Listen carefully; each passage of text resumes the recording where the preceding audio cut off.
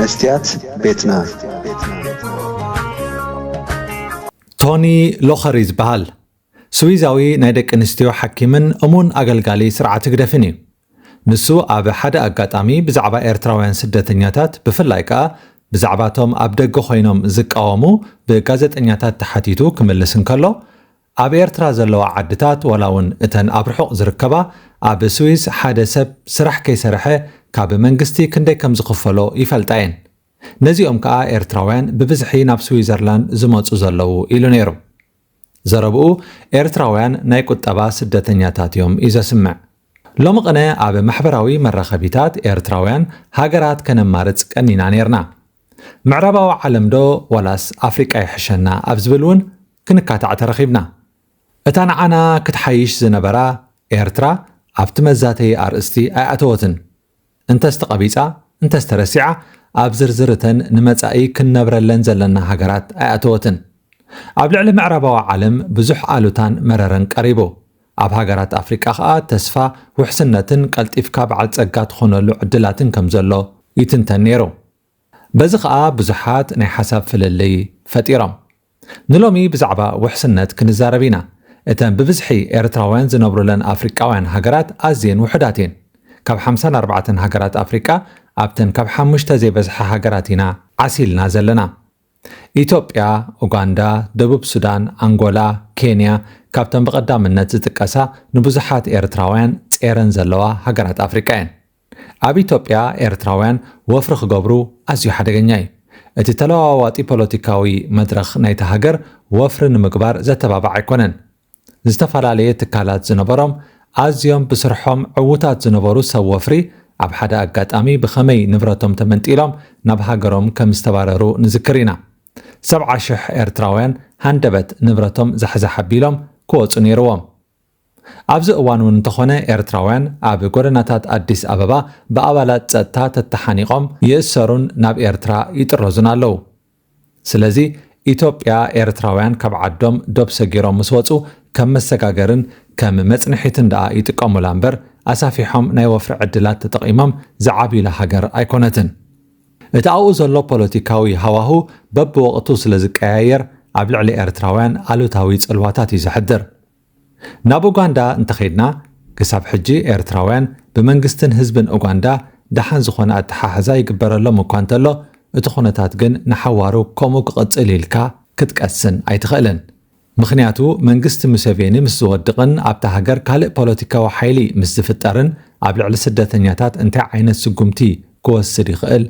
ክትሓስቦ ዘፍርሕ እዩ ኡጋንዳ ኣብ ወርሒ ጥሪ ምርጫ ኣካይዳ ነይራ ብዙሓት ኤርትራውያን ከዓ ሙሴቬኒ ክዕወት ይደልዩ ነይሮም እቶም ምውዳቕ ናይ ሙሴቬኒ ዝምነዩ ኡጋንዳውያን ከዓ ኣብ ማሕበራዊ መራኸቢታት ኣብ ሃገሮም መንግስቲ ምስ ተቐየረ ነቲ ብወጻእተኛታት ዝውነን ትካላት ከማቐልዎ ምዃኖም ይፍክሩ ነይሮም ወረገሊኦምስ እዚ ናተዩ ከይትትንክፍዎ እናበሉ ንብረት ወጻእተኛታት የፋልጡ ነይሮም ጽቡቕ ነገሩ ምርጫ ኡጋንዳ ብሰላም ሓሊፉሎ ሙሴቬኒ እውን ኣብቲ ምርጫ ተዓዊቱስ መራሒ ኮይኑ ይቕጽል ኣሎ እዚ መራሒ ግን ሎሚ ወዲ 81 ዓመት እዩ ስለዚ ኣብ ቀረባ ኣብ ኡጋንዳ ገለ ለውጢ ክመጽእ ምዃኑ ባህርያዊ እዩ ኣብ ኡጋንዳ ብዘይካዚ ዝተቐስናዮ ካልእ ዝዓበየ ብድህ ኣሎ ብልሽውና ገና ካብ መዕርፎ ነፈርቲ ኢንቴበ ጉቦ ወይ ብላዕ እናሃብካ ኢኻ ናብ ውሽጢ ከተማ ተኣቱ ዝኾነ ነገር ከተሳልጥ ንሓደ ኸየፍትኻ ንሓደ ኸየብላዕካ ኣይከውንን እዩ መኪና ሒዝካ ሕጊ ኽቢርካ እናተንቀሳቐስካ እኳ ንሓደ ተራ ትራፊክ ጉቦ ኸይሃብካ ጉዕዞኻ ክትቀጽል ኣይትኽእልን ስርቂ እውን ብተመሳሳሊ ካብ ጎደናታት ክሳብ ኣብ ውሽጢ መንበሪ ገዛኻ ሰረቕቲ ኸሸግሩኻ ይኽእሉ እዮም ወትሩ ኣብ ተጠንቀቕን ተዳሎን ኢኻ ኣእምሮኻ ኣይዕርፍን እዩ ሞባይልካን ገንዘብካን ኩሉ ግዜ ምሳኻ ኣለዋን የለዋን ሓሰስ እናበልካ ክትከይድ ኣለካ ኣብ ኡጋንዳ ብስራሕ ንግዲ ዝተዓወቱ ውሕዳት ኤርትራውያን ኣለዉ ንሳቶም እውን እቶም ዝበዝሑስ ወይ መበገሲ ሒዞም ዝመፁ እዮም ወይ ኣብ ምዕራባዊ ዓለም ሰሪሖም ብዝቆጠብዎ ገንዘብ እዮም ትካላት መስሪቶም ዝነብሩ ዘለዉ ካልእ መብዛሕትኡ ብሓዋላ እዩ ዝናበር ናይ ደቡብ ሱዳን ፍልይ ዝበለ እዩ ዕምርኻን ትንፋስካን ኣብ ኢድካ ጨቢጥካ ኢኻ ትኸይድ መዓስ ከም ዘጥቅዑኻ ኣይትፈልጥን ንዘይጠቅም ገንዘብ ክብሉ ህይወትካ ከሕልፉኻ ይኽእሉ ፖለቲካዊ ጉዕዞ ናይታ ሃገር እውን ደርጓዕጓዕ ስለ ዝኾነ ኩናትን ወረኩናትን ኣይጠፍእን ኣብ ከባቢ 2013 ኣብ ደቡብ ሱዳን ካብ ዝነበረ ኩናት ዝሃደሙ ብዙሓት ኣውፈርቲ ኤርትራውያን ክሳብ ዝኾነ ዝኸውን ኣብ ኡጋንዳ ተዓቂቦም ነይሮም ኣብ ጁባ ክንደይ ኤርትራውያን ኣብ ስርሖም እንከለዉ ከም ዝተቐትሉ ዳታ የብልናን እምበር ቁፅሮም ቀሊል ኣይኮነን ጉዳይ ብልሽውና ካብ ኡጋንዳ እንተዘይገዲድ እዩ ናብ አንጎላ እንተኸይድና ካብ ጁባ ይሓይሽ ይኸውን እምበር እቲ ናይ ብልሽውና ስርዓት ኣብኡ እውን ተመሳሳሊ እዩ ስለዚ ውሕስነት ኣሎ ኢልካ ልብኻ ውዲቕካ ትነብረሉ ዓዲ ኣይኮነን ዝተረስዐ ነገር ኣብ ኡጋንዳ ኣብ እዋን ውልቀ መላኺ ኢዲ ኣሚን ማእለያ ዘይብሎም ህንዳውያንን ካልኦት ወጻእተኛታትን እዮም ብሃንደበት ካብቲ ሃገር ክወፁ ተነጊርዎም ንብረቶም እውን ተወሪሶም ኣብ ኣፍሪቃ ፖለቲካዊ መድረኻት ብቕፅበት እዩ ዝቀያየር ሎሚ ሰላም ጸኒሕካ ጽባሕ ብሃንደበት ኩሉ ንብረትካ ክትሕደግ ትኽእል ኢኻ ካልእ ጉዳይ ህዝባዊ ኣገልግሎት ከም ሕክምናን ካልእ እውን ከም ድላይካ ርጥበት ዘለዎ ኣገልግሎት ኣይትረክብን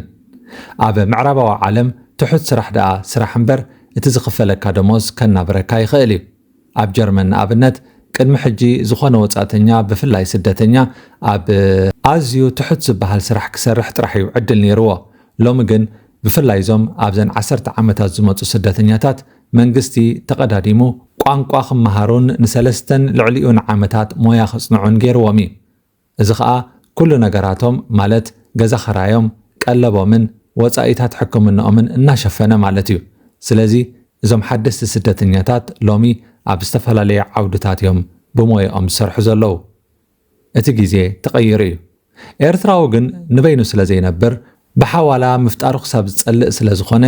እቲ ዝኽፈሎ ደሞዝ ኣይኣኽሎን እዩ ኣብ ኤርትራ ዘሎ ህዝቢ ብጻዕሩ ክነብር ሓር ኣይኮነን ስለዚ ምልእቲ ኤርትራ ካብ ሓዋላ እዩ ተስፋኣ